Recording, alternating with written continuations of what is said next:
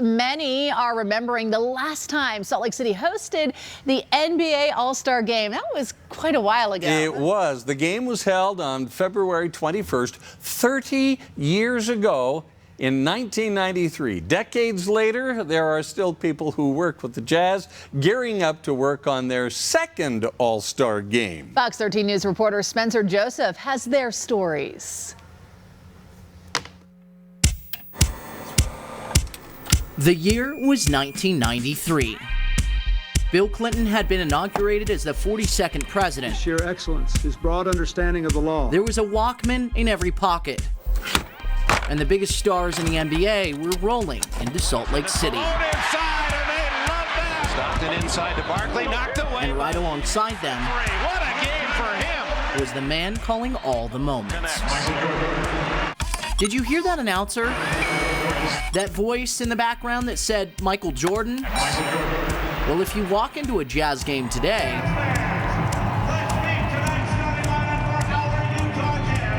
you'll hear that same voice.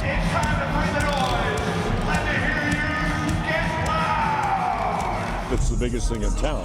I mean, it's the NBA.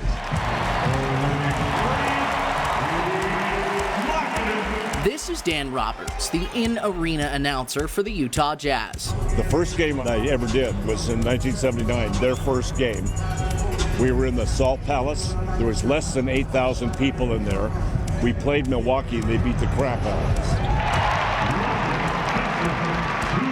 On and on we went, and we survived. Things were a little different in 1993. The place was packed. The crowd is loving it. But the end result of all of that was all paper.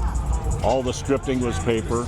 All the planning was just endless because they had to communicate. There was no internet. Now it's all digital, but the prep starts right here at the same desk 30 years later. I start right here. I mean, I've been doing it so much, I know what to do. A prodigious amount of wine helps me out following a game. But this weekend will be special because for the first time, it will be a father-son duo as Dan's son Jeremy takes the mic for some of the festivities. I taught the young fella how to do it. He can imitate me to a T, and that's so cool. So as Dan continues to lend his voice, I was finishing up my master's program at the University of Utah, and we had to do an internship. Mark Powell And I just bugged the people at the Delta Center for like 3 months straight. is working hard. And they finally brought me on at the start of the basketball season. As the senior VP of events, Mark plans a lot of what goes on at the arena. And so I was an intern during the NBA All-Star game. But it all started here. But I remember the week of All-Star, I worked 112 hours in 1 week. It sounds cliche, but it feels like yesterday. Especially because of where he sat. The person that was the main event manager, and I was just his intern, he's like, come on, let's find a place to sit. But Michael Jordan with the basketball. Now he gives a little show. And he put a chair right behind Michael Jordan, and he took a chair right behind some other player, and we sat there the whole game. I sat right behind Michael Jordan the entire game, watched it. So that's not going to happen this year.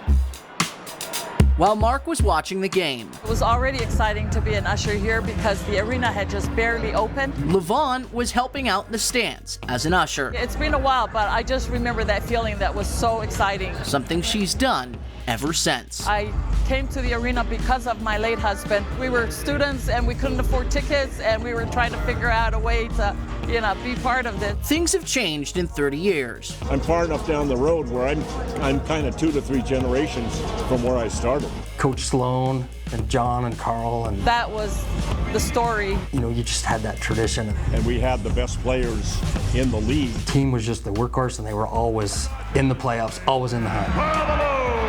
But the devotion of these three remains the same. I've hung on with them each and every moment. I just love what I do. It's so much fun. It's something new every day, and This might sound silly, but I enjoy working with people. I enjoy getting to know different people. So as we again take on the All-Star Game, The fact that we have the game makes us qualified.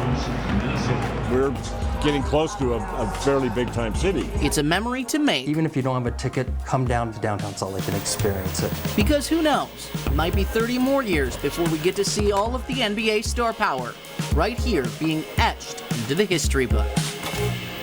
So the stage is set, Vivint Arena, all dressed up for the big weekend. All of that kicks off tomorrow. And I guess if you miss it this weekend, you could wait till 2050? I guess at this rate, 30 years from now would be 2053, and that's when the next NBA All-Star game comes? I certainly hope not.